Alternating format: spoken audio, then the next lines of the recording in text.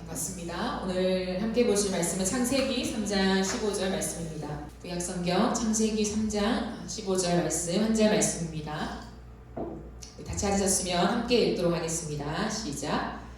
내가 너로 여자와 원수가 되게 하고 내 후손도 여자의 후손과 원수가 되게 하리니 여자의 후손은 내 머리를 상하게 할 것이요 너는 그의 발꿈치를 상하게 할 것이니라 하시고. 아멘. 오늘은 하나님 나라를 누리다라고 하는 시리즈 설교를 이어가면서 회복, 하나님의 열심이라고 하는 제목으로 함께 말씀을 나누도록 하겠습니다. 초기 기독교 교부 중에 제롬이라는 분이 계십니다. 제롬, 혹시 들어본 적 있으신가요? 제롬, 잘 못 들어보셨죠? 제롬이라는 분이 계신데요. 이분은 히브리어 성경을 라틴어로 번역하신 분이에요. 그래서 그 성경을 불가타 성경이라고 하거든요. 근데 이 제롬은 워낙 철학가를 좋아하셨어요. 그러니까 많은 철학가들을 그 사상들을 좋아하고 그것들을 따라가고 그리고 그 말들을 인용하는 것을 굉장히 즐거워했던 사람입니다.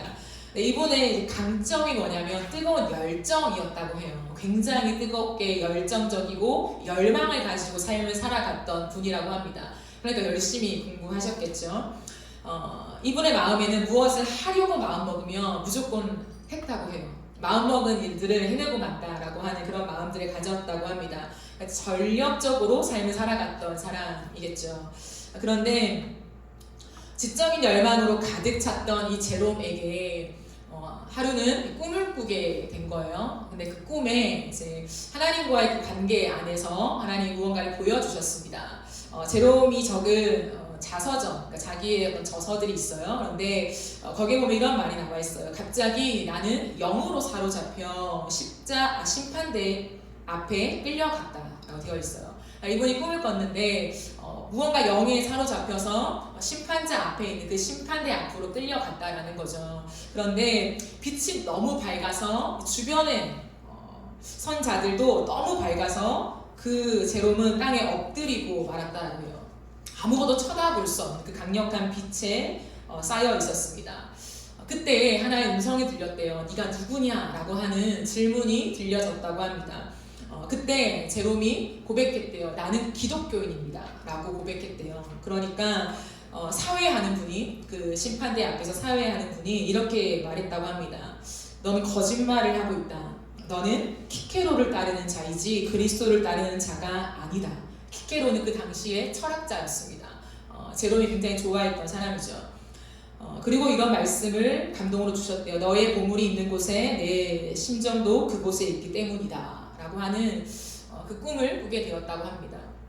자신이 하나님을 믿으면서도 그 철학자를 그 사상을 좋아하고 따라가고 그 말을 인용하기를 즐거워했던 굉장히 이성적인 그 사람에게 하나님은 꿈으로 찾아와 주셔서 너가 따르는 것은 그리스도가 아니라 사실 키케로다 라고 하는 그 말씀 앞에서 이 제롬은 엎드려서 한참을 하나님 앞에 울 수밖에 없다. 그리고 이 말씀 앞에 할 말을 읽고 채찍을 맞은 듯 했다 라고 하는 글을 쓰셨습니다. 이 사건을 겪고 난 다음에 제롬은 성경을 번역하는 일에 몰두하게 되어요. 그런데 성경을 번역하고 있는데 그날은 또 크리스마스였습니다. 크리스마스를 며칠 앞두고 성경을 번역하고 있는데 예수님께서 또 한 번 제롬을 찾아오셨다고 합니다. 제롬을 찾아오셨을 때 제롬이 너무 반가워서 예수님 저의 집에 방문해 주셔서 감사합니다. 너무 반가웠죠. 그래서 예수님께 이렇게 말했고요. 예수님, 제가 예수님께 무엇을 드릴 수 있을까요? 무엇을 드리기를 원하십니까? 옷을 드릴까요? 음식을 드릴까요? 그때 자신의 감동 속에 아니다. 그것은 헐벗은 자에게, 배고픈 자에게 주어라. 나는 필요 없다. 그러면 제롬이 다시 한번 주님, 제가 무엇을 드리기 원하십니까? 돈을 드릴까요? 헌금을 할까요? 라고 했을 때 그것도 필요 없다. 그것은 아주 가난한 자에게 나누어 주라. 그때 감동이 들렸대요. 정말 내가 원하는 것을 네가 나에게 주고 싶냐? 제롬이 네 라고 대답했대요. 그때 예수님께서, 꿈에서 만난 예수님께서 제롬에게 하신 말씀이 무엇일까요? 너의 죄의 보따리를 나에게 다오 라고 말씀하셨대요.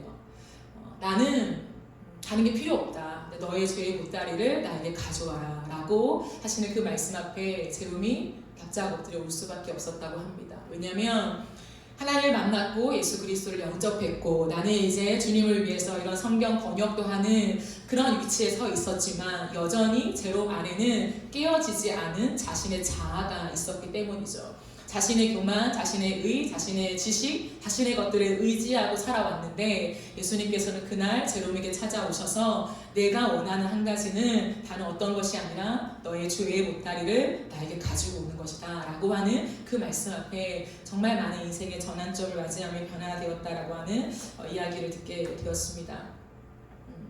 여러분, 우리는 계속해서 하나님 나라에 대한 이야기를 나누고 있어요. 하나님 나라, 하나님께서 세상을 창조하시고 이 아름다운 세상에 사람을 두시며 하나님과 동행하기를 기대하셨죠. 그런데 그 동행 속에 죄가 들어오게 되었고 이 온 땅은 하나님의 아름다운 세상이, 이 아름다운 나라가 파괴되게 되었습니다. 파괴되었습니다.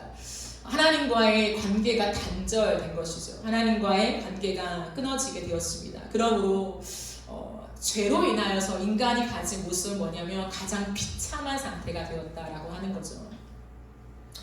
가장 비참한 상태에 놓인 인간이 경험한 건 뭐냐면 두려움이었어요. 두려움. 하나님의 곁을 떠났을 때 인간이 느끼는 것은 단 한 번도 경험해보지 못한 두려움이 그의 마음을 사로잡게 된 거죠. 다른 말로 하면 불안입니다. 그렇기 때문에 성경은 눈이 밝아서 내 부끄러움을 보았다라고 하지만 그것은 두려움이었다라고 하는 거죠. 그 두려움을 가진 죄의 한가운데 있는 사람이 항상 하는 것이 뭐냐면 아담과 하와가 했던 일이었어요. 무엇일까요? 무화과 나무 잎으로 치마를 엮어서 나의 부끄러움을 숨기려고 했다는 거죠.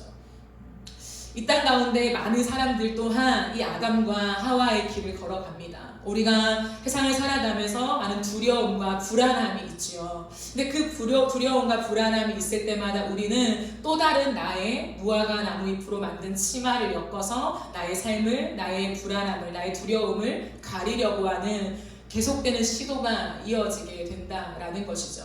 그런데 성경은 무엇이라고 말하냐면 특별히 이사야가 이 부분들을 예언하면서 이사야 59장 6절 말씀에는 이런 말씀이 있습니다.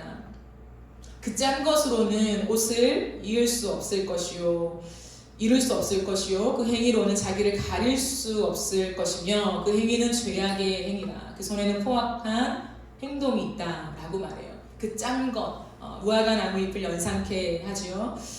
그것으로는 옷을 이룰 수 없다. 그리고 그것을 만드는 그 행위로는 자기를 가릴 수 없다. 오히려 그것은 죄의 행위다라고 얘기하고 있다라는 거죠.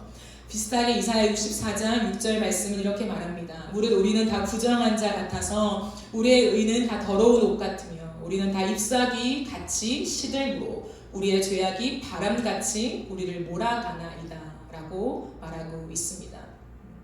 무화과 나무 잎으로 치마를 만들어서 가리려고 하는 이 모든 시도는 결국에는 우리를 가리지 못한다는 거예요. 왜? 시들어버린다는 거예요. 언젠가 또 시들어버리기 때문에 또다시 우리의 누추함과 우리의 죄악이 드러날 뿐이다 라고 하는 것을 성경은 우리에게 가르쳐주고 있습니다. 이 굴레 안에 이미 들어가 버린 죄악된 인간에게 참 하나님께서 놀라운 얘기를 하십니다. 아담과 하와가 자신의 수치를 가리기 위해서 무화과 나무 잎으로 자신의 이 부끄러움을 가리고 있을 때 하나님과의 대화 속에 하나님이 그들에게 이런 말씀을 하세요. 오늘 우리가 읽은 본문이죠. 이 본문은 좀 해석이 필요합니다. 내가 너로 여자와 원수가 되게 하고, 내가가 누구입니까? 하나님이죠. 너는 누구입니까? 뱀입니다. 사탄이죠. 여자와 원수가 되게 하고, 이 여자는 선악과를 먹은 하와를 의미합니다. 이 여자와 원수가 되게 하고 너의 후손도 여자의 후손과 원수가 되게 하리니 라고 할 때 이 여자의 후손은 예수 그리스도를 의미합니다. 여자의 후손은 내 머리를 상하게 할 것이요 너는 그의 발꿈치를 상하게 할 것이니라 라고 하시는 이 말씀을 주시죠. 이 말씀은 뭐냐면 십자가 사건을 대표하는 표현입니다. 즉 발꿈치를 상하게 한다라고 하는 건 뭐냐면 십자가 고난을 의미해요. 예수님께서 십자가에 달려 돌아가시는 그 고난을 의미합니다. 근데 왜 그것을 발꿈치를 상하게 한다라고 얘기하냐면 고난이긴 하지만 예수님에게는 치명적이지 않다는 거예요. 예수님의 어떤 능력에는 치명적이지 않습니다. 왜냐하면 예수님은 이제 부활하시니까요. 하지만 그 십자가 사건을 겪어난 이후에 사탄에게 당하는 것은 뭐냐면 머리가 상하게 된다는 거예요. 이것은 뭉개짐을 의미합니다. 머리가 뭉개지는 거. 그걸 다른 말로 하면 치명적인 손상이죠. 그러므로 예수 그리스도의 십자가는 그분에게는 고난이고 죽음이었지만 이것이 사탄을 완전히 진멸하는 능력이 되었다라고 하는 것을 의미합니다. 이 구절을 조금 어려운 말이긴 하지만 신학적으로 뭐라고 하냐면 프로토 에반겔리온이라고 합니다. 프로토 에반겔리온. 뭐뭐 이전에 이게 프로토예요. 그건 뭐냐면 복음이 완전하게 드러나기 이전에 하나님이 주셨던 원복음, 다른 말로 하면 원시복음이라고 하는 그런 표현입니다. 즉 인류에게 최초로 알려진 복음이다 라고 하는 뜻이에요. 근데 이 원복음이 예수 그리스도에게서 성취된 것이지요. 하나님께서는 아담과 하와가 범죄하고 하나님에게 이제는 가까이 할 수 없는 상태에 놓여지게 되었어요. 가장 비참한 상태, 하나님과 단절되어서 하나님과 더 이상 동행할 수 없는 상태. 그래서 그 죄에 대한 대가로 에덴 동산에서 쫓겨나게 되잖아요. 그런데 그 상황 한가운데서 하나님이 주신 메시지는 무엇이냐면 원복음이었다고 하는 거예요. 왜 그러셨을까요? 왜? 그들에게 마땅한 죄에 대한 대가를 치르게 하시지만 쫓겨나는 그것들을 주님은 멈추진 않았어요. 괜찮아, 같이 살자 그래도 이렇게 하시지 않고 그들을 내어 쫓으셨습니다. 하지만 그때 하나님께서 그들에게 함께 주셨던 말씀은 뭐냐면 예수 그리스도의 십자가를 통하여서 다시금 너와 내가 화목하게 될 것이라는 거죠. 저는 이 메시지 안에 3장 15절 안에 하나님의 열심이 담겨 있다고 생각합니다. 그 열심은 뭐냐면 하나님과 우리의 관계 회복, 이 관계 회복에 대한 하나님의 열심이 담겨 있는 거죠. 죄로 인하여 하나님과 멀어질 수밖에 없는 형편에 처해 있지만, 비참한 상황에 처해 있지만 나는 너와의 화목을 포기할 수 없다라고 하시는 거예요. 그런데 여러분, 하나님께서는 모든 것을 하실 수 있잖아요. 모든 것을 말씀으로 창조하시고 운영하시고 모든 걸 하십니다. 하지만 한 가지 하실 수 없는 것이 있어요. 죄와 함께 할 수 없는 거죠. 거룩하신 당신의 존재를 어찌할 수 없기 때문에 거룩하신 하나님 안에 죄가 담길 수는 없는 것입니다. 그렇기 때문에 더 이상 아담과 하와는 하나님과 함께 에덴 동산에서 살아갈 수 없는 거죠. 온전한 소통과 교제를 누릴 수가 없는 것입니다. 그죠? 그런데 하나님 마음 안에는 이 화목에 대한 열심이 있다는 거예요. 내가 지은 내 형상과 모양을 따라 창조된 사람과의 연합과 이 화목을 포기할 수 없다라고 하는 거예요. 그렇다고 해서 곧바로 함께 하자, 이것이 안 되는 거룩하신 하나님, 그 하나님의 대안이 무엇이었을까요? 그 하나님의 대안은 이 죄를 해결할 대가를 치르는 것이었어요. 그것이 무엇일까요? 죽음이라는 거예요. 하나님은 준비하고 계셨습니다. 무엇을요? 사람이 죄를 범하고 하나님과의 완전한 관계가 멀어졌을 때에 죄를 해결할 수 있는 유일한 방법이 있는데, 그것은 뭐냐면 생명을 치르는 거예요. 그것은 예수님의 입장에서는 죽음을 건너야 한다라는 거죠. 3장 15절 이 말씀은 하나님의 열정을 보여주는데, 우리를 향한 하나님의 열심을 보여주시는데, 이건 단순한 사랑으로 곧바로 연결되는 게 아니에요. 이때부터 예수님을 십자가를 예표하고 우리를 사랑하시는구나 라고 곧바로 갈 수 없고, 사실 저는 이 회복, 하나님의 열심을 또 다른 말로 죽음이라고 표현하고 싶어요. 건너뛸 수 없는, 그러나 반드시 회복해야만 하는, 화목해야만 하는 당신의 열정이 어떻게 나타났냐면 창조주의 죽음으로 나타나게 된다라는 거예요. 이 부분은 쉽지 않은 것입니다. 하지만 우리의 인생에 정말 깊이, 어느 한 시점에는 정말 깊이 우리가 묵상하고 다루어 지나가야 하는 지점이라고 생각해요. 하나님의 사랑, 우리가 생각한 그 하나님의 포기하지 않는 사랑, 우리를 붙잡고 가는 그 사랑, 오늘도 신실한 그 사랑. 그런데 그 사랑은 단숨에 하나님의 사랑이시니까 너에게 주마, 괜찮아, 너의 어떤 죄도 내가 아느마가 아니라 그 말씀을 하기까지 하나님이 선택하신 것은 죽음이었다고 하는 거죠. 그 죽음으로 우리와의 화목에 대한 당신의 열정, 그 열심을 드러내셨다라고 하는 거예요. 하나님이 나설 수밖에 없기 때문이죠. 여러분, 이 땅에서 가장 큰 문제는 죄의 문제예요. 우리 안에 얼마나 와닿느냐 와닿지 않느냐는 좀 그 다음 문제인 것 같아요. 그러나 팩트는 뭐냐면, 진리는 뭐냐면 우리의 인생의 가장 큰 문제는 죄의 문제라는 거예요. 죄를 해결할 수 있는 것은 이제 더 이상 이 땅에 존재하지 않습니다. 그러므로 거룩하신 하나님만이 해결하실 수 있는 거예요. 그 하나님이 나서는 거예요. 내가 나서서 이 죄를 해결하고 너와의 화목을 내가 이루마 라고 했을 때 그 하나님이 나서는 것이 내가 죽으러 간다. 내가 이제 죽기로 작정한다. 창조주이지만 모든 걸 만들 수 있는 능력의 하나님이지만 내가 사람이 되어 이 땅에 와서 내가 죽음의 길을 통과한다. 그 죽음의 작정, 그게 하나님의 열심이라는 거죠. 생명의 대가입니다. 하나님은 하나님의 아들의 생명을 주시기로 작정하셨습니다. 그리고 범죄한 너희가 나를 떠났지만 나는 너희와 정말 화목하고 싶다라고 하는 그 하나님의 마음을 그 죽음의 결정 앞에 담아내셨다라고 하는 거예요. 왜냐하면 로마서 13장 14절에는 이런 말씀이 있어요. 오직 주 예수 그리스도로 옷 입고 정욕을 위하여 육신의 일을 도모하지 말라. 이 땅을 살아가면서 아담과 하와가 죄로 인하여서 넘어지면서 일어났던 인간의 두려움, 불안함, 이 모든 것들을 어떻게 해결할 수 있는가라고 했을 때 시들어버리는 이 땅의 무화과 나무 잎으로는 결코 해결할 수 없다라고 하는 거예요. 무엇으로 우리가 옷을 입어야 우리의 부끄러움, 두려움, 불안함을 없앨 수 있는가라고 했을 때 예수 그리스도로 옷 입는 것밖에 없다라는 거죠.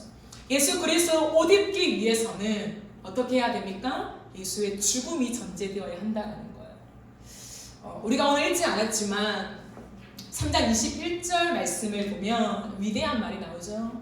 하나님께서 그들을 쫓아내실 때에 그 직전에 여호와 하나님이 아담과 그의 아내를 위하여 가죽옷을 지어 입히셨다라고 합니다. 가죽옷이 무엇일까요? 가죽옷은 생명을 전제합니다. 죽음을 얘기하는 거죠. 동물이 죽어야 가죽옷이 나오죠. 마찬가지예요. 이때부터 예수의 십자가를 예표하고 있는 것입니다. 예수 그리스도가 죽어야지만 예수 그리스도의 옷을 우리에게 덧입혀 주실 수 있다라는 거예요. 그 죽음에 대한 결정. 그러나 하나님의 아들이 그렇게 하셔야만 하는 이유는 이 죄의 문제가 해결되어지는 이 과정 속에 마귀의 일이 멸해진다라고 주님 말씀하십니다. 오직 마귀의 일을 멸하는 이 일은 십자가를 통해서만 가능하다라는 것을 말씀하고 있다라는 거예요. 요한일서 3장 8절 말씀을 보면 이런 말씀이 있습니다. 죄를 짓는 자는 마귀에게 속하나니 마귀는 처음부터 범죄합니다. 하나님의 아들이 나타나신 것은 마귀의 일을 멸하려 하심이다 라고 분명히 말합니다. 마귀는 끝없이 우리를 죄 가운데로 몰아넣지만 하나님의 아들이 나타나셔서 십자가를 지신 것은 유일하게 마귀의 일을 멸할 수 있는 능력이 된다라는 것을 성경이 분명히 우리에게 말씀하고 있다라는 거죠.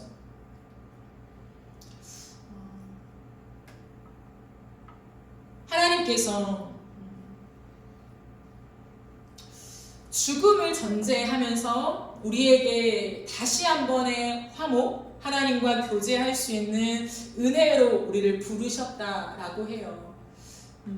그랬을 때 우리는 하나님 앞에 나아갈 때 가장 중요한 것이 예수 그리스도의 십자가를 통과하는 것이라고 우리가 얘기를 하잖아요. 예수님의 십자가를 만나는 것, 그 은혜 앞으로 나아가는 것, 그게 뭘까요, 여러분? 저는 그것이 우리가 죽기를 작정하는 마음이라고 생각해요. 제롬이라는 사람에게 왜 예수님이 환상 가운데, 물론 꿈이죠. 꿈이지만 왜 오셔서 성경을 번역하는 위대한 일을 하고 있는 제롬에게 너가 나에게 주는 것은, 줘야 하는 것은 죄다라는 말씀을 하실까요? 너가 죄인임을 인정하라는 거예요.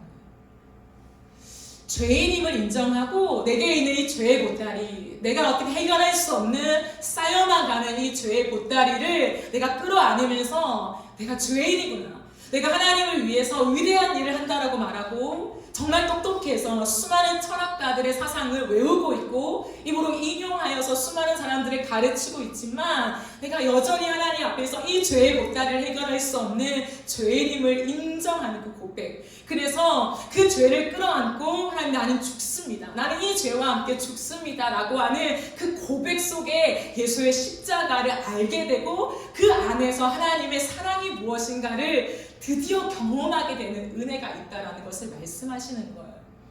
그러므로 오늘 우리에게 또 가장 중요한 게 뭐냐면 하나님을 위해서 위대한 일 좋지요. 그러나 우리에게 날마다 전제되고 날마다 통과되어야 하는 건 뭐냐면 내가 죽기로 작정하며 걸어가는 길이라는 거예요.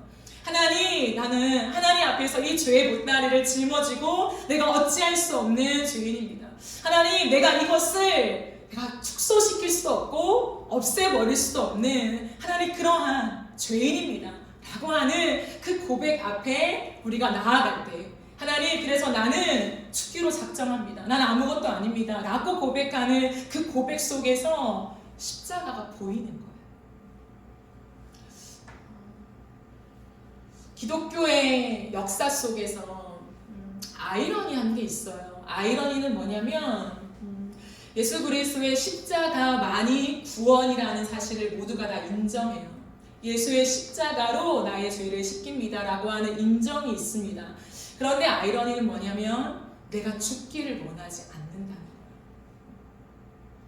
예수님이 죽으신 그것을 내가 받아들여요. 내가 믿습니다. 나는 그것에 동의합니다. 내 죄를 위한 십자가 라고 하는 것을 우리는 고백하지만 그러나 내가 죽기로 작정하지 않으니 그 십자가가 피상적이게 되는 거예요.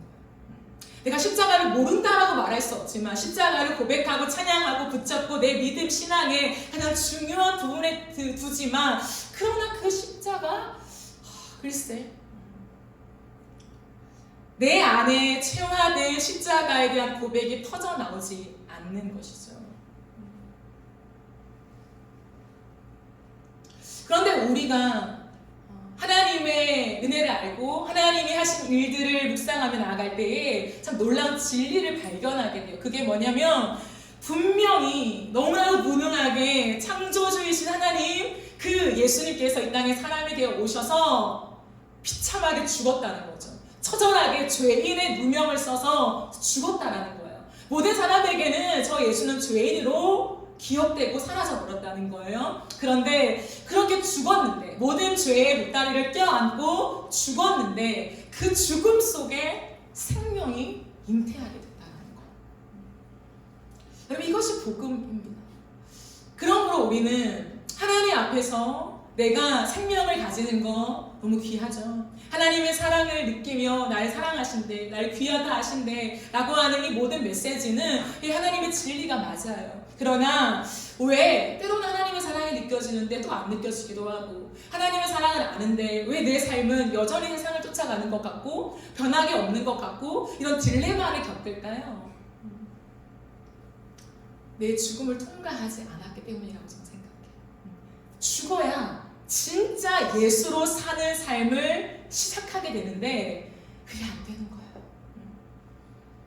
우리의 동의만으로는 어렵다는 거죠. 저는 이것이 우리의 인생 속에 한 여정이라고 생각해요. 제가 어제도 청년 커뮤니티에서 부르심의 여정에 대한 얘기를 나누었습니다. 그런데 5단계로 나누었거든요. 그 중에 한 단계가 십자가로 부르심이에요. 십자가, 우리는 흔히 십자가를 만난다, 내가 십자가의 사랑을 경험한다라고 했을 때에 많은 사람들이 어떻게 생각하냐면 어떠한 사건이라고 생각해요. 저도 그런 체험이 있어서 나누었어요. 중학교 2학년 때 제가 여러 번간 나눈 적이 있죠. 수련회 때 정말 그 십자가를, 그 십자가의 그 보혈이 나를 덮고 나를 살리는 그 체험을 했다라고 하는 거예요. 그런데요, 그 한 번의 체험으로 제 인생이 바뀌어지진 않아요. 십자가로의 부르심이라고 하는 것은요, 굉장히 오랜 시간 동안에 우리를 부르시고 다루시는 그 십자가를 알게 하는 은혜의 초대인 거죠. 한순간이 너무 중요합니다. 체험이 필요하죠. 그러나 단순한 그 체험만이 중요한 것이 아니라 그 체험 전에 누군가는 굉장한 고뇌에 빠진다는 거예요. 하나님을 믿는다는 게 뭘까? 십자가가 뭘까? 나의 죄의 문제를 어떻게 해결할 수 있을까?라고 하는 아주 깊은 그 시간들을 통과해요. 그 터널을 통과하다가 어느 순간 체험이 임할 수 있죠. 근데 또 누군가는요, 그 체험 이후에도 끝없이 고민해요. 더 깊이 그 십자가를 경험한다는 게 무엇일까? 근데 그 속에서는요, 단순히 예배 가운데 하나님이 영적으로 기도 속에 체험하시는 것 말고 우리의 인생 가운데 내가 죽게 되는 일들을 경험하게 하신다는 거예요. 끝없이 나의 죽음을 하나님이 통과하게 하신다는 거예요. 내가 예수님을 믿고 정말 바르게 잘 살고 싶고 착하게 친절하게 살고 싶지만 하나님을 믿기 때문에 내 안에 올라오는 더러움들을 누르고 또 하나님께 나아가는 이런 우리의 행위 말고요, 우리의 지점마다 진짜 내가 죽는 것, 죽어지는 것, 져주는 게 아니라 져줄게 이게 아니라 죽어지는 것, 이해하게 되는 것. 그럼 그게 무엇인지 아십니까? 하나님은 우리의 부르심의 여정 속에 십자가로 부르심을 통과할 때 그 죽음을 통과하게 하세요. 내 이성적인 논리로, 내 경험으로, 내 돈으로, 세상의 많은 것들로 누르고 증명할 수 있죠. 이게 진짜야, 이게 맞는 거야, 너가 틀렸어, 내가 맞아. 무수히 많은 것들을 할 수 있지만 때로는 그냥 죽어.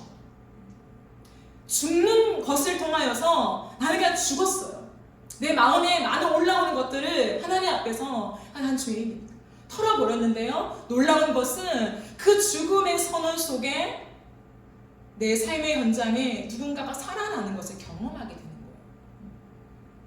나는 앉아봐, 토론하고 논의해서 납득을 시키고 누가 맞느냐의 어떤 결론을 내는 것으로 이것을 증명할 수 있다고 생각했는데 어느 순간에는 하나님이 내 마음속에 몰라, 말해도 못 알아들으니까 내가 참지 뭐, 이 말이 아니라 내 마음속에 그저 내가 죽는 그것을 경험하게 해요. 근데 죽었는데 이 문제가 해결되는 거예요. 내가 죽었는데 누군가는 더 살아나는 거예요. 진정한 그 의미들을 발견하게 되는 거죠. 근데 이 지점들을 하나님이 계속 통과하게 하세요. 한두 번이 아니라요. 그 통과 속에 우리는 십자가가 무엇인가를 이해하게 된다. 여러분 보세요.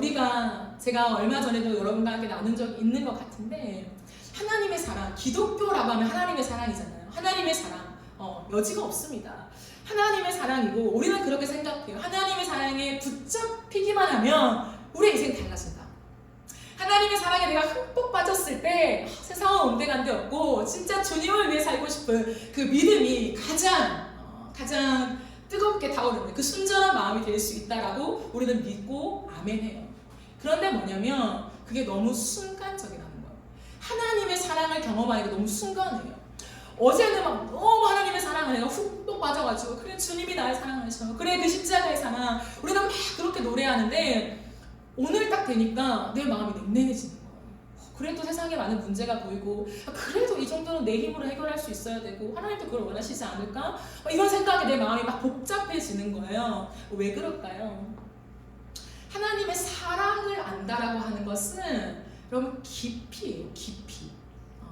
하나님의 사랑을 아는 것은 자판기로서 눌려서 내가 뭔가를 얻어내는 게 아니야. 이게 하나님의 사랑? 오케이, 하나님의 사랑 장착, 이게 아니라 평생 동안에 하나님의 사랑을 알아가면서 그 사랑의 깊이를 누리면서 그 사랑이 나의 삶을 이끌어가는 거거든요.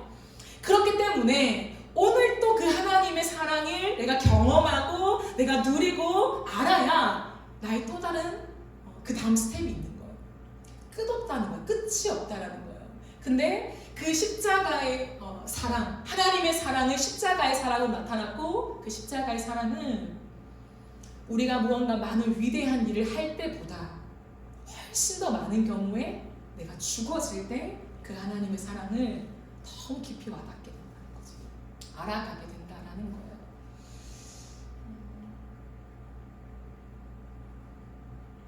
왜냐하면 마귀의 일의 특징이 그것이기 때문이에요, 여러분. 마귀의 일의 특징이 뭘까요? 마귀는 뭘 하는 존재일까요? 죄의 중심이잖아요. 죄를 우리에게 주는, 우리를 유혹하는 존재이잖아요. 근데 그 마귀의 유혹은 뭐냐면 이거예요. 하나님 편에 서지 마, 이거예요. 즉 죄라는 건 뭐냐면 마귀 편에 서게 만드는 거죠. 근데 사탄은 너무 교묘하기 때문에 야, 내 편에 서라고 말하지 않아요. 내 편이 되어줘라고 말하지 않는다는 거죠. 어떻게 말할까요? 야, 하나님 편에 서는 게 진짜 너의 삶에 가장 좋은 일일까? 그런 거예요. 그게 거잖아요. 하나님이 모든 나무에 가시를 먹지 말라고 했어? 그러면서 하나님의 말씀을 의심하게 만들잖아요. 그래? 그런데 이 열매를 먹으면 정말 하나님 말한 대로 죽을까? 아닌데? 하나님처럼 될까봐 하나님이 못 먹게 하는 거야. 너랑 하나님이랑 똑같은 동등한 위치에 설까봐 하나님이 못 먹게 하는 거야. 이거예요. 그럼 뭘까요? 야, 나에게 와. 이게 아니잖아요. 야, 나랑 놀자. 내 편이 돼. 일로 와. 이게 아니라 하나님 편에 서 있는 아담과 하와에게 야, 정말 너가 그 자리에 서는 게 너에게 정말 가장 좋을까? 하나님 편에 서는 게 정말 맞아? 옳아? 아닐걸? 이런 거잖아요. 우리의 인생에 사단이 동일한 마귀의 일을 하는 것이 뭐냐면 우리가 하나님 편에 서지 못하게 한다는 거예요. 하나님 편에 서지 못하게 하면서 우리를 유혹하는 자리가 어디입니까? 내 소견에 옳은 대로 행하게 하는 거라는 거죠. 여러분, 성경에 가장 그 죄악이 정말 온 땅에 편만하고 치명적일 때에 하나님이 그 모습들을 보시고 너무 안타까워하실 때 그 시대가 어떤 시대였냐면 사사시대였어요. 사사시대에 보시면 하나님이 너무 안타까워하시는 거예요. 죄가 이렇게까지 깊을 수가 없다라고 하나님이 한탄을 하신단 말이죠. 그래서 암흑기라고 말해요. 역사의 암흑기. 그런데 그 사사시대를 정의하는 한 줄이 있습니다. 그리고 그 엄청난 그 시대를요, 딱 한 줄로 하나님 요약하세요. 뭐라고 요약하실까요? 이스라엘의 왕이 없으므로 각각 자기의 소견에 옳은 대로 행하니라. 사사기 21장 25절에 나와 있죠. 그거예요. 가장 마귀의 일이 번성할 때, 강력할 때 나타나는 특징은 뭐냐면 내 소견에 옳은 대로 행하는 거라는 거죠. 왜일까요? 마귀가 우리를 유혹하고 마귀가 우리를 장악할 때 나타나는 게 뭐냐면 내 마음속에 하나님 말씀이 없어요. 하나님의 말씀에 기준이 없다는 거죠. 하나님 말씀은 옳아. 하나님은 무조건 옳으신 분이야. 하나님 말씀이 내 인생의 기준이야. 하나님 말씀대로 가면 정답이야. 내 인생에 그게 보이지 않아도 그래도 하나님은 하나님이셔 라고 하는 그 말씀의 기준이요. 그 말씀의 기준을 빼앗아가면 내 안에 나오는 게 뭐냐면 내 소견에 옳은 대로, 내 생각에 옳은 대로, 내 판단에 옳은 대로 행하는 것이 바로 마귀의 역사라고 하는 거죠. 그러므로 어렵습니다. 그러므로 우리는 마귀의 종이 되었을 때 내 소견에 옳은 대로 행할 때 나타나는 모습이 뭐냐면 세상의 일을 좋아하게 되는 거예요. 세상의 일이 재밌는 거예요. 하나님의 말씀 앞에 서는 것보다 세상에서 즐기고 노는 것이 너무 달콤하고 좋고 여기 계속 있고 싶은 거죠. 그것은 마귀의 일 속에 우리가 놓여지는 것이라는 거죠. 그러나 예수 그리스도께서 오셔서 십자가의 죽음으로 말미암아 사탄의 일을 멸하셨다라고 분명히 선언하고 있다는 거예요. 사탄으로부터 우리를 자유하게 하셨다. 우리를 해방시키셨다라고 하는 거예요. 이것은 인간으로는 불가능하다는 거예요. 세상에 그 어떤 것으로는 불가능하다. 죽음의 대가를 치른 그 예수의 십자가 안에서만, 그 보혈 안에서만 가능한 일이다라고 말합니다. 그래서 찬송가도 말하잖아요. 죄에서 자유를 얻게 하면 보혈의 능력, 주의 보혈. 우리의 모든 시험을 이기는 능력이 예수의 보혈 안에 있습니다. 주의 보혈 능력이 있도다 라고 우리는 찬송하고 있다라는 거예요. 그때 일어나는 일이 우리를 말씀 앞으로 안내하는 거예요.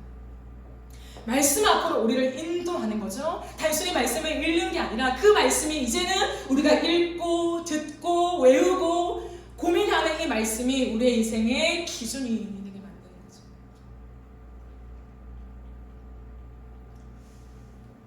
그 속에서 하나님의 말씀을 깊이 누릴 때에 하나님이 우리에게 내가 죽는 것을 더 경험하게 하신다는 거예요. 말씀을 읽으면 읽을수록 왜 성경이 해답이 된다고 할까요? 왜 우리 인생의 복잡한 것이 정리가 되어버릴까요? 참 신기한 일 아닙니까? 그런데요, 참 많은 경우에는 내 생각과 내 의, 내가 하고 싶은 것, 이루고 싶은 것들이 너무 강력하기 때문에 하나님의 뜻이 잘 안 보일 때가 훨씬 더 많아요. 하나님 왜 나에게 말씀 안 해주실까? 응답을 안 해주실까? 라고 우리는 답답해하지만 많은 경우에, 모든 경우는 아니지만요, 많은 경우에는요, 아니라고 하지만 내 생각이 참 많은 거예요. 하나님과의 관계 안에서도 내가 하나님을 정의하는 것, 하나님의 관계를 얘기하는 내 의견, 내 소견, 내 뜻, 내 경험, 이게 너무 많이 내 안에 내재되어 있기 때문에요, 하나님의 소리가 잘 들려지지 않는 거예요. 그런데요, 말씀 앞으로 하나님 우리를 인도하셔서 이 말씀 앞에 머물게 한다는 건 뭐냐면 내 안에요, 나의 소견을 내려놓게 하시는 거예요. 그리고 내 안에 나도 몰랐던 내 소견을 발견하게 하시는 거예요. 나는 진짜 하나님을 위해 살고 싶다고 말했는데 그게 가짜는 아니에요. 진심이에요. 그런데 근데 그 밑에 나에게 이런 마음도 있었네. 그걸 이제 발견하게 되는 거예요. 제롬처럼.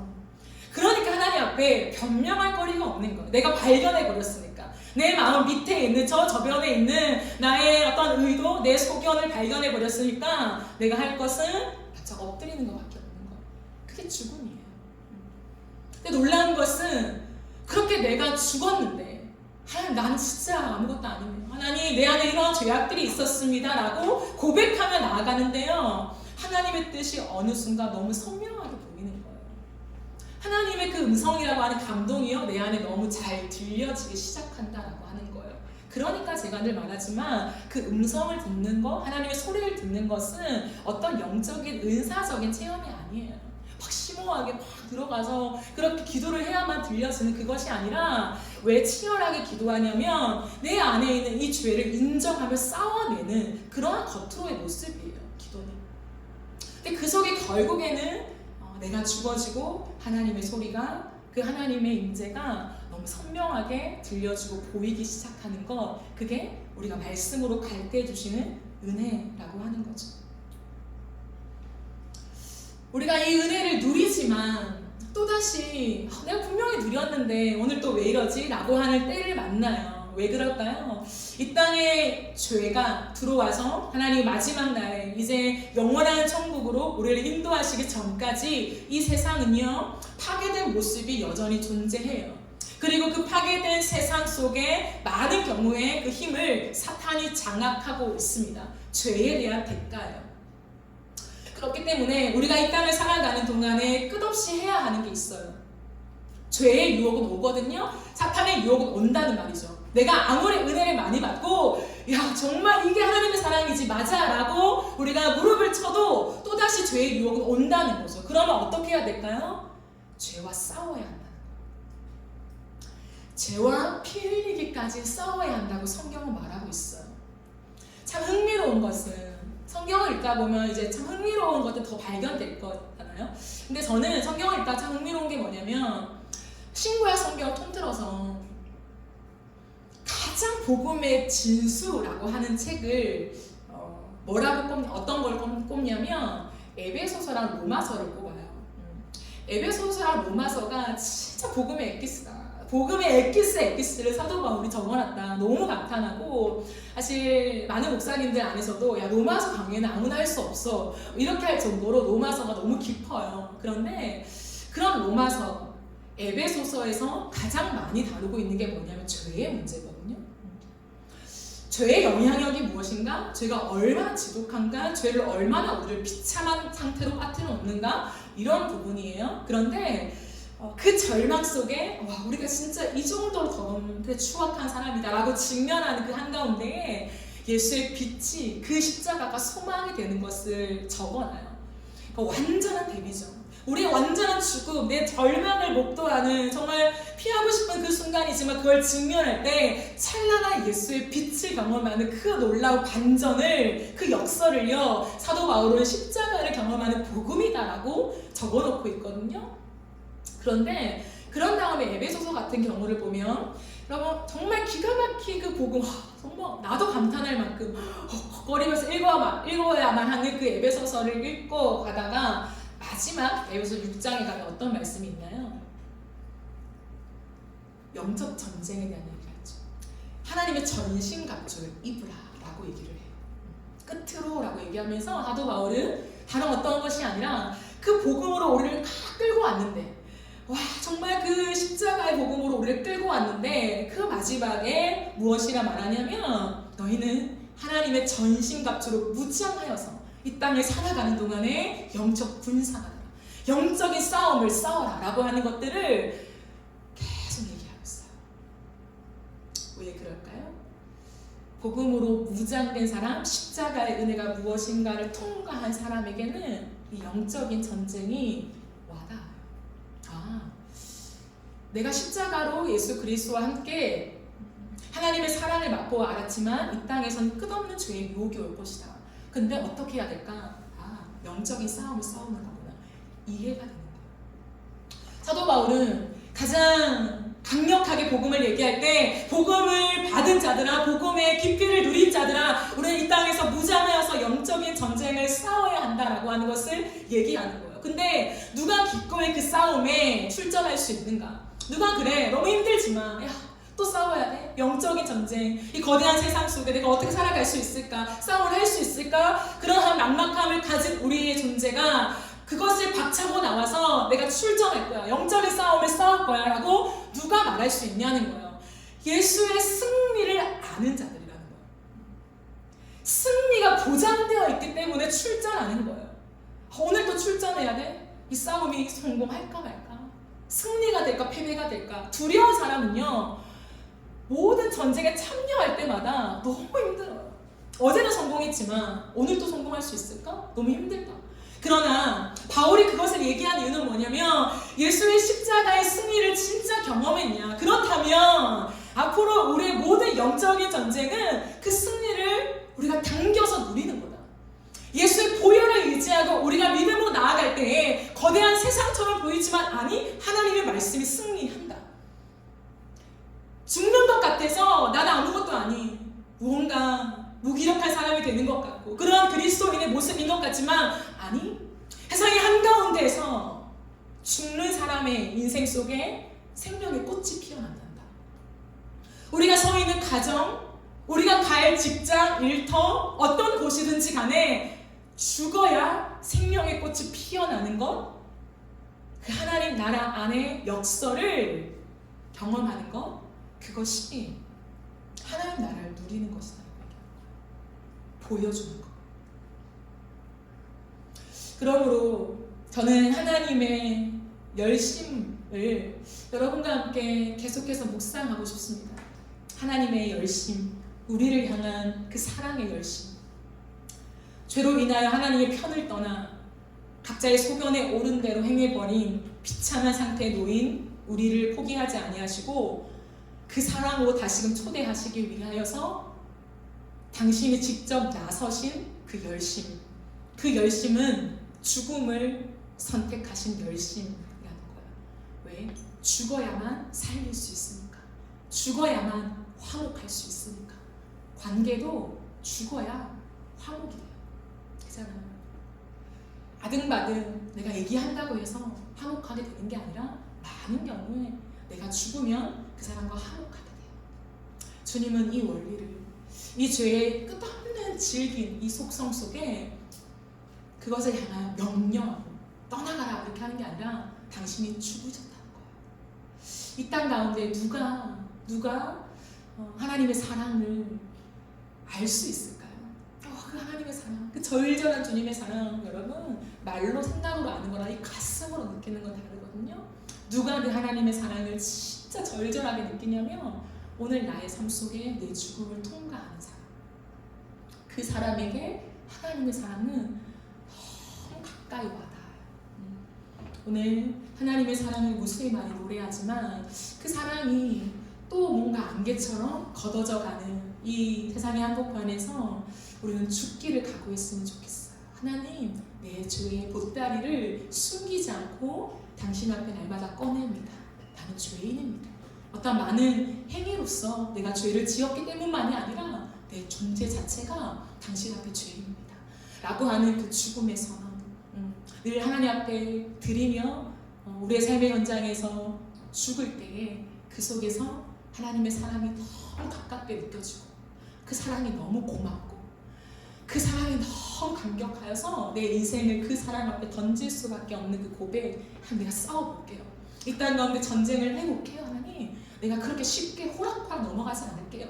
말씀으로 그 기준으로 내가 살아볼게요. 하나님 이라고 그 주님의 승리를 끌어당겨서 사용할 줄 아는 사람으로 이 땅을 살아가게 될 거예요. 바라기는 가죽옷을 지어 입히신 그 주님의 사랑, 그들을 내쫓으실 때 가죽옷을 지어 입히시니라. 당신이 가죽옷, 당신이 이 죽음을 당할 거라는 것을 보신 거잖아요. 그 하나님의 마음, 저는 너무 많이 눈물이 났어요. 가죽옷을 지어 입히시면서 옛따야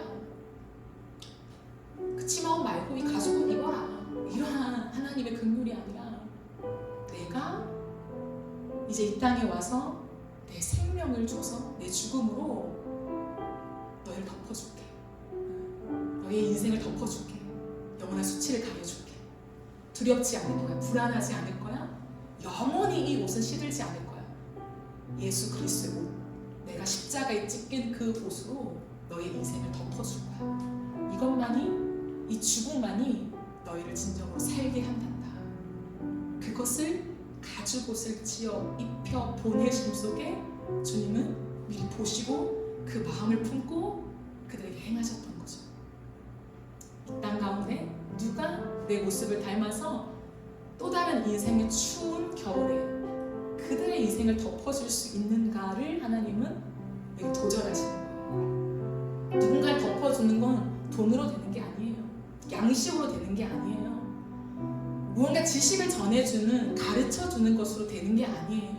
누군가의 추운 인생을 덮어준다라는 것은요, 나의 죽음으로 되는 거예요. 내가 죽을 때 그 사람이 살아나는 이 역설, 이게 뭐지? 라고 하는 것을 우리의 인생에 많이 경험해 간다면 그 하나님의 사랑은요, 평생을 울어도 또 울 수밖에 없는 그 하나님의 사랑. 오늘 또 내가 주님을 위해 일한다고 하지만 그 모든 게 잊혀지고요, 또다시 하나님을 위해 일하고 싶어지는 이 열정으로 드러날 수밖에 없는 우리의 인생으로 이끄신답니다. 이 회복, 하나님의 열심, 그 죽음으로 이루신 열심, 그것을 하나님 내 인생에 담아내소서, 내가 주님을 알길 원해요 라고 하는 그 고백이 저와 여러분의 인생에 주어지게 되기를 간절히 바라고 소망합니다. 우리 함께 찬양하고 기도하는 시간 가지겠습니다.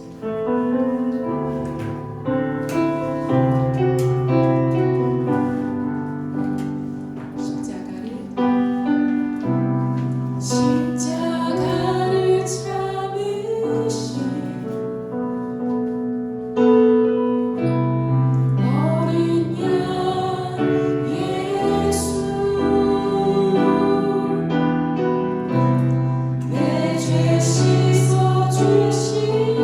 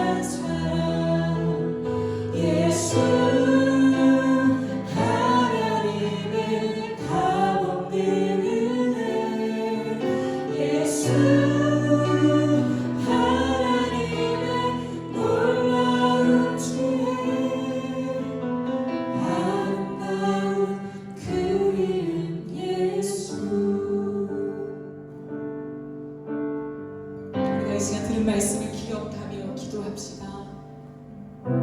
우리의 인생 속에 죽음을 통과하는 그 순간에 십자가를 알게 되고 그 십자가 앞으로 나아가 그 보혈의 능력이 무엇인가를 경험하는 그 속에서 하나님의 사랑을 알게 됩니다.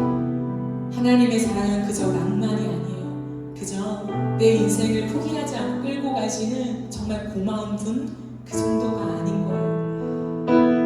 하나님의 사랑은 죽음을 선택하신 사랑이셨습니다. 우리가 이 시간 겸손하게 주님 앞에 하나님, 내가 이 사랑을 알길 원해요. 죽음을 통과하신 사랑이 무엇입니까? 죽었는데 생명의 꽃이 피어난 그것이 무엇입니까? 당신의 죽음으로 나를 살리신 이 역설의 은혜가 무엇입니까?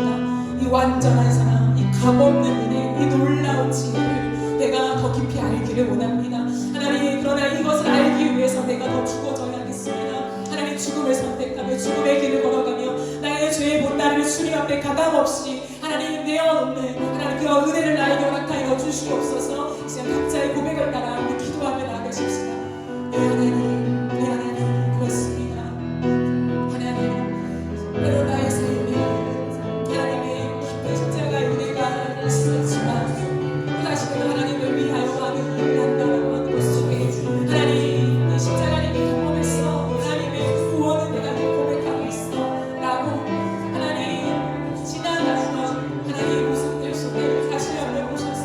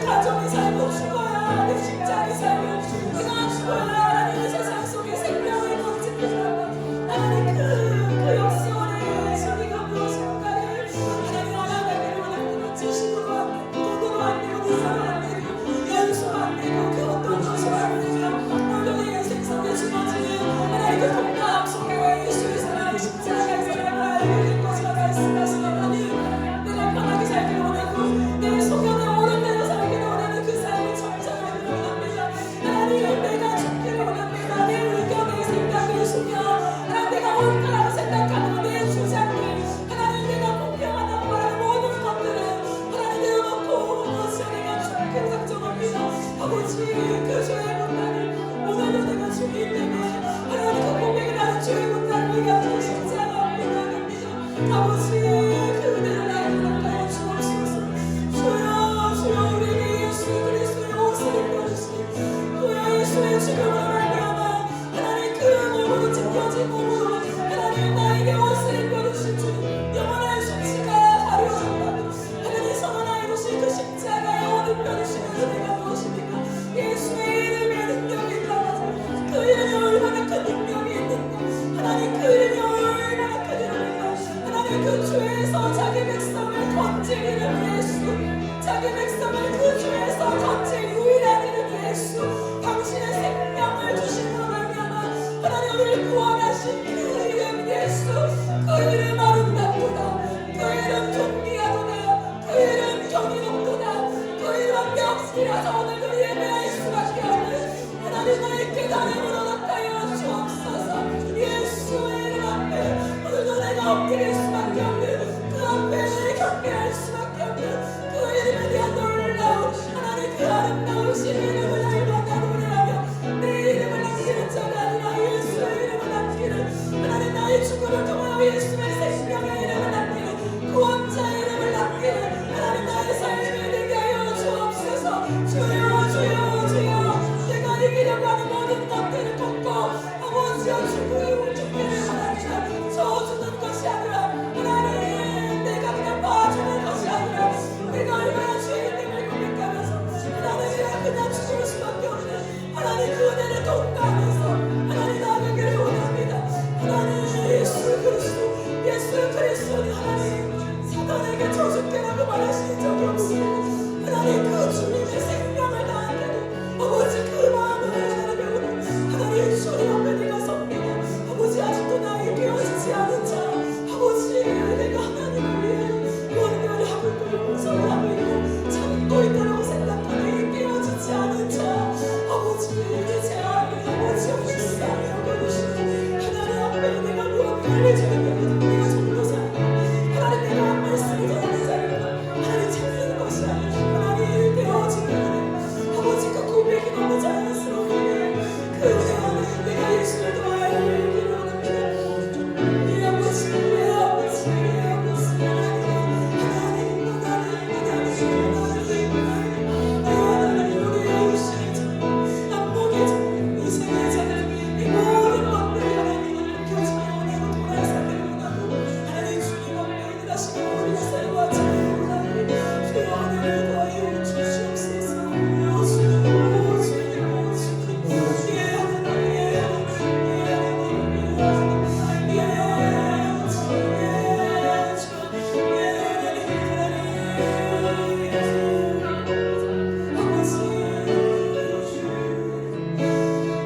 우리가 한 가지만 더 기도하며 나아가실 때에 요한일서는 이 하나님의 놀라운 빛을 선전합니다.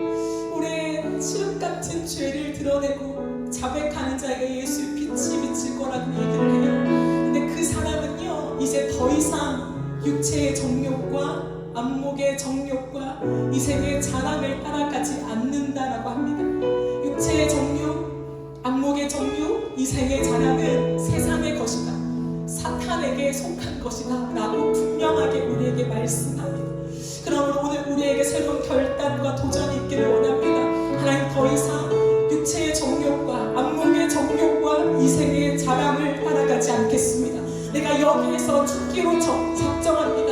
하나님 내가 죄에 대해서 죽고 세상에 주는 달콤한 것들에 내가 죽고 하나님 나를 위해 죽고 부활하신 예수의 이름을 힘입어서 내가 이제는 예수의 방향으로 하나님 말씀의 방향으로 내가 완전히 방향을 전환하여서 하나님 그 길로만 걸어갈 수 있도록 나에게 온전한 그 길을 향한 하나님 내 걸음이 있도록 주님 역사하여 주시옵소서.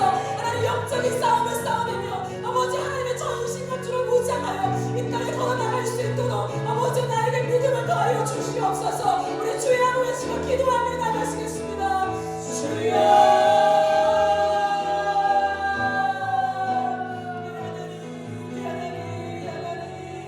우리 모든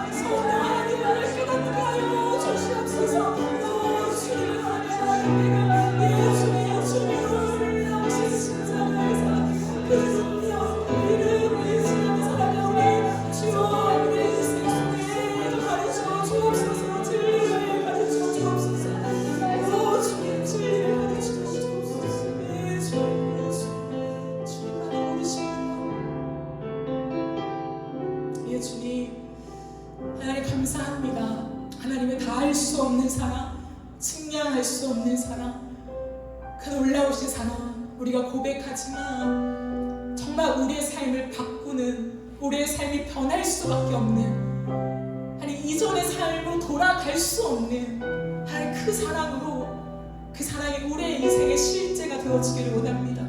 그 깊이로 나아가기 위하여서 그냥 예수의 십자가 그 노래만 하나님 우리가 한다고 되는 것이 아니라 오늘 나의 인생 속에 내 죽어짐을 경험하는 자, 내 죽음을 통과하는 자에게 그 놀라운 십자가의 사랑, 하나님의 사랑이 무엇인가를 알려주심을 믿습니다. 주여, 모든 사람은 세상의 한복판으로 몰려서 자신이 살기를 원하는, 살아나기를 원하는, 자신의 이름을 드러내기를 원하는 하나님 무수히 많은 열심들이 있지만 죽음을 통하여 우리와 화목하게 하시는 하나님의 열심이 우리 안에 있어서 세상의 그 한복판에서 우리가 죽기로 결정하며 세상의 것들을 따라가지 않기로 작정하며 오직 예수의 방향으로 가는 우리의 인생이 되어지게 하여 주시옵소서.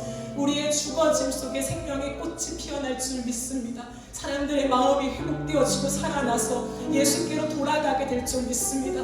하나님의 그 마음을 알아 우리를 지으신 그 하나님에게로 돌아가는, 돌이키는 역사가 우리의 삶을 통한 일어날 줄 믿습니다. 하나님, 그런 선교적인 삶을 살아가게 하시고 수많은 잃어버린 영혼들이, 하나님 그 양들이 목자 되신 예수께로 돌아가게 하는데 우리의 죽음, 우리의 삶이 쓰임받게 하여 주시옵소서. 하나님, 그 중앙에서 우리 노래할 것입니다. 예수